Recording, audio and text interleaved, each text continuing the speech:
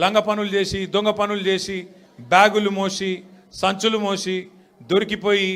జైలుకు పోయి మళ్ళీ అదేదో పెద్ద గొప్ప విషయం అన్నట్టు మళ్ళీ దానికి పోజులు కొట్టుకుంటా సరే నీ కిస్మత్ బాగుంది పేమెంట్ కోటాల ఢిల్లీలో పైసలు ఇచ్చినావు ముఖ్యమంత్రి పదవి తెచ్చుకున్నావు అందరికి ఎరికేది ఇప్పుడు కూడా నెలకు ఢిల్లీ పైసలు పంపుకుంటా పదవి కాపాడుకుంటున్నావు సంతోషం నువ్వు కాపాడుకో కానీ ఆ పదవిలోకి వచ్చినోనికి సంతోషం ఉండాలి కానీ ఏడిపోయిందిరా నాయన రోజు మీరు చూడు టీవీ పెడితే చాలు తిట్ల పురాణం తప్ప ఏముండదు మీరు గట్టిగా అడిగినారు అనుకో ఏమాయిరా భయ్ 2500 ఏడు ఉన్నాయని చెప్పి మీరు అడిగినాక ఆడపిల్లలు పోయి మీ గుడ్లు వీకి గోటీలు ఆడుతా అంటాడు వీడెక్కడ ముఖ్యమంత్రి ముసలోళ్ళు పోయి ఏమాయిరా భయ్ మరి 2000 పెన్షన్ 4000 చెప్తానో 100 రోజులు లాంటివి నరక్తివి ఏడవన్నావు తమ్మి అంటే నీ పేగులు తీసి మెడలు వేసుకుంటా అంటాడు అట్లాగే మన విద్యార్థులు పోయి ఏమయ్యా మరి 2 లక్షల ఉద్యోగాలు అన్నావు ఏం సంగతి అంటే నీ లాగుల తొండలు ఇడిచిపెడతా వీడేం ముఖ్యమంత్రి వీందేం భాష నాకు అర్థమే కాదు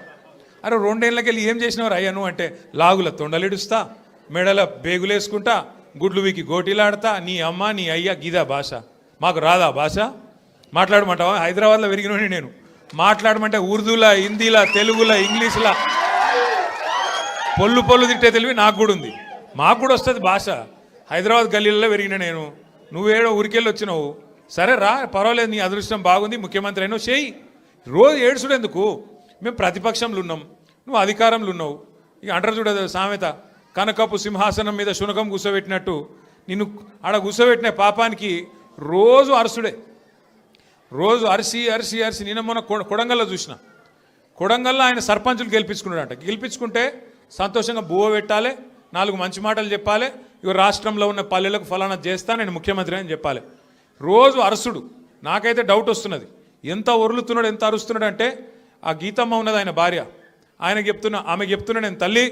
గీతమ్మ జల్దీ కట్టేయి లేకపోతే ఆయన ఎవరైనా కరిసినా కరుస్తాడు వీడు ఎందుకంటే ఇప్పుడు రోజు అరిసి పిచ్చిలేసిపోయేటట్టున్నది కరిసేటట్టు తయారైంది రోజుకు నేను ఏమంటున్నా అంటే ఏనుగు పోతుంటే మస్తు జంతువులు మొరుగుతుంటాయి నక్కలు కుక్కలు మనం పెద్ద పట్టించుకునే అవసరం లేదు మనం ఒకటే కేసీఆర్ లాంటి ఏనుగు ఆయన ఎంత స్థాయి మనుషులు నేను మీకు చెప్పాల్సిన అవసరం లేదు ఇలా ఆయన తిడుతా ఉన్నాడు తెల్లారు లేస్తే ఒకరోజు ఆయన చచ్చిపోవాలని కోరుకుంటాడు ఇంకో రోజు ఆయన కాలు ఇరిగింది అంటాడు ఇంకో రోజు ఇంకేదో అంటాడు అరే అయ్యా నువ్వు ముఖ్యమంత్రివి చెయ్యి నువ్వు శపథాలు చేస్తున్నావు కదా కేసీఆర్ను మళ్ళీ లేకుండా చేస్తా మళ్ళీ రాకుండా చేస్తా అంటున్నావు కదా నిజంగా నీకు నిజంగానే నీకు సత్తా ఉంటే నిజంగా నీకు అంత టాలెంట్ ఉంటే చెయ్యి శపథం 1 కోటి మంది ఆడపిల్లలకు రేపటి నుంచే నెలకు 2,500 రూపాయలు ఇస్తాను జనవరి 1 నుంచి శపథం చేయి నేను చూస్తా తులం బంగారం నేను జనవరి 1 నుంచి ఇస్తాను చెప్పు శపథం చేయి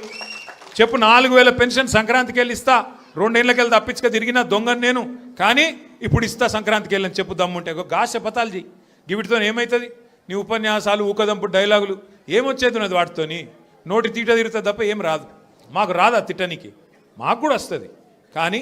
నీకు కాదు నీ కుర్చీకి గౌరవం ఇచ్చి ఊకుంటున్నాం కానీ ఒకటి మాత్రం నేను పక్కా చెప్తున్నా దయచేసి మిమ్మల్ని అందరినీ కూడా కోరుతున్నా మీరు మాత్రం హైదరాబాద్ జనాలకు మీకు పాదాభివందనం చేసినా నేను ఏం చేసినా కూడా తక్కువనే నేను ఎందుకంటే మామూలు విషయం కాదు హైదరాబాద్ చరిత్రలో ఎన్నడూ వరుసగా 2 సార్లు ఒకసారి కాదు కార్పొరేషన్ ఎన్నికల్లో ఎవ్వలతో సంబంధం లేకుండా డైరెక్ట్గా టీఆర్ఎస్ పార్టీని బీఆర్ఎస్ పార్టీని మీరు గుండెల్లో పెట్టుకొని గెలిపించి మమ్మల్ని మళ్ళీ కార్పొరేషన్ 2సారి కూడా మా చేతిలో పెట్టింది అట్లాగే మొన్న శాసనసభ ఎన్నికల్లో కులం లేదు మతం లేదు అన్ని కులాలు అన్ని మతాలు హిందువులు ముస్లింలు క్రిస్టియన్లు గుండెల్లో పెట్టుకున్నారు గులాబీ జెండాను 24 సీట్లు హైదరాబాద్లో ఉంటే ఒక్క సీటు కూడా మీరు కాంగ్రెస్కి ఇయ్యలే ఒక్కటంటే ఒక్క సీటు ఇయ్యలే కాంగ్రెస్కి నమ్మలే మీరు అట్లాగే ఒక్క సీటు అడ్డిమారి గుడ్డి దెబ్బలో బీజేపీకి పోయింది ఒక్క సీటు తప్ప మొత్తం సీట్లు బీఆర్ఎస్కే మీరు అప్పచెప్పిండ్రు మీకు అందుకే పాదాభివందనం చేసినా తక్కువనే మీరు చేసిన మరి మేలుకు నేను మీకు ఒకటే మాట ఇస్తున్నా శేర్లింగంపల్లి